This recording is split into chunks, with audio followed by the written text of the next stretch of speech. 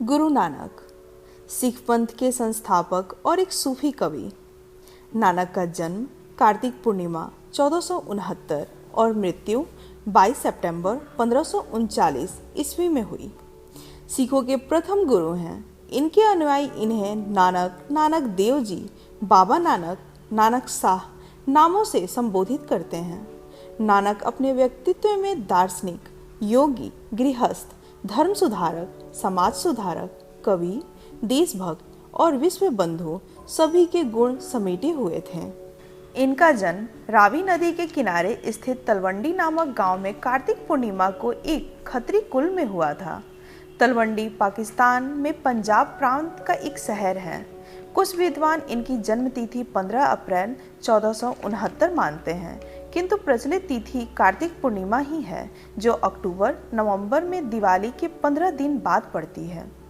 इनके पिता का नाम मेहता कालूचंद खत्री तथा माता का नाम तृप्ता देवी था। तलवंडी का आगे चलकर नाम नानक के नाम पर ननकाना पड़ गया था। इनकी बहन का नाम नानकी था। बचपन से ही इनमें प्रखर बुद्धि के लक्षण दिखाई देने लगे थे।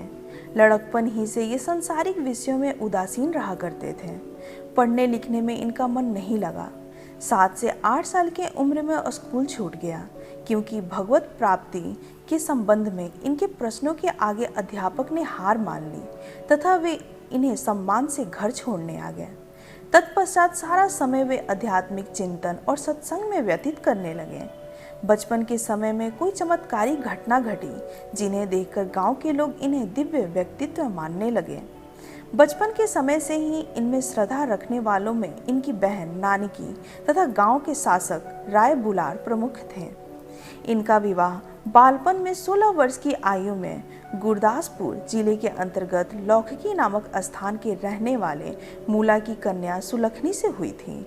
32 वर्ष की अवस्था में इनके प्रथम पुत्र श्री चंद का जन्म हुआ। 4 वर्ष पश्चात दूसरे पुत्र लक्ष्मीदास का जन्म हुआ। दोनों लड़कों के जन्म के उपरांत 1507 में नानक अपने परिवार का भार अपने ससुर पर छोड़कर मर्दान, लहना, बाला और रामदास इन 4 साथियों को लेकर तीर्थ यात्रा के लिए निकल पड़े। उन पुत्रों में से श्रीचंद आगे चलकर उदासी संप्रदाय के प्रवर्तक हुए। ये चारों ओर घूमकर उपदेश करने लगे। 1521 तक उन्होंने 4 यात्रा चक्र पूरे किए, जिनमें भारत, अफगानिस्तान, फारस और अरब के मुख्य मुख्य स्थानों का भ्रमण किया। इन यात्राओं को पंजाबी में उदासिया कहा जाता है। नानक सर्वेश्वरवादी थे। मूर्ति पूजा उन्होंने सनातन मत में मूर्ति पूजा की शैली के विपरीत एक परमात्मा की उपासना का एक अलग मार्ग मानवता को दिया। उन्होंने हिंदू धर्म में फैली कुरीतियों का सदैव विरोध किया। साथ ही साथ उन्होंने तत्कालीन राजनीतिक, धार्मिक और सामाजिक स्थितियों पर भी नजर डाली है।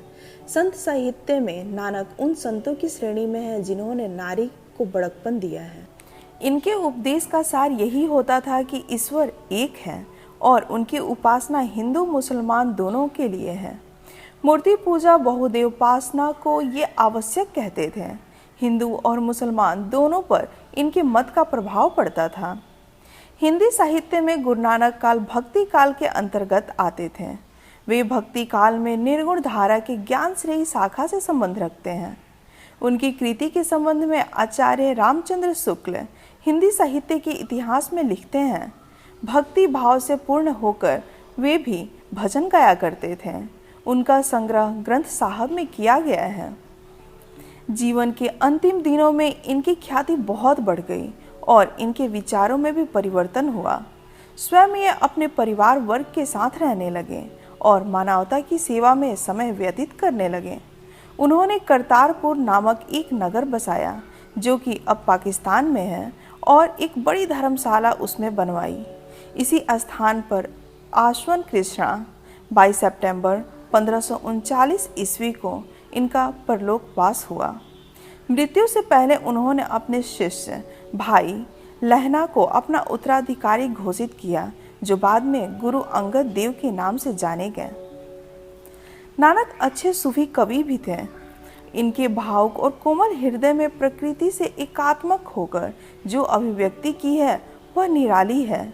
उनकी भाषा बहता नीर थी, जिसमें फारसी, मुल्तानी, पंजाबी, सिंधी, खड़ी बोली, अरबी के शब्द समा गए थे।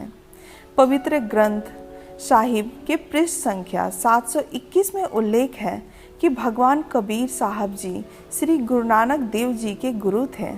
नानक जी अपने वाणी में कहते हैं, यक अर्ज गुप्तम पेश तो दर गोस्कून करतार, हक्का कबीर करीम तू बेई परवरदिगार।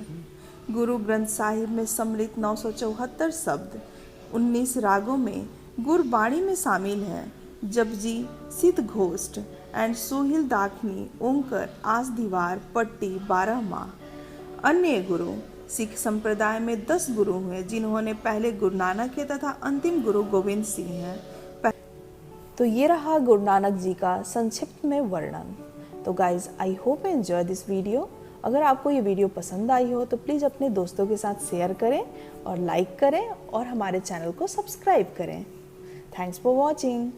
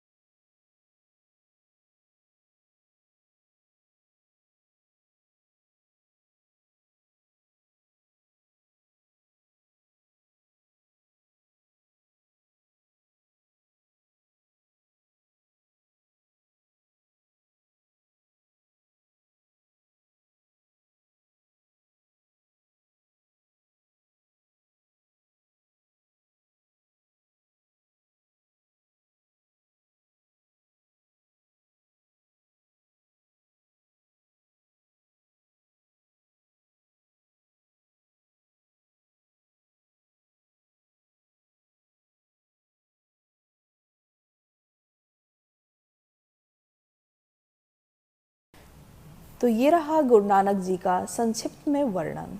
तो guys, I hope you enjoy this video. अगर आपको ये वीडियो पसंद आई हो तो प्लीज़ अपने दोस्तों के साथ शेयर करें और लाइक करें और हमारे चैनल को सब्सक्राइब करें। Thanks for watching.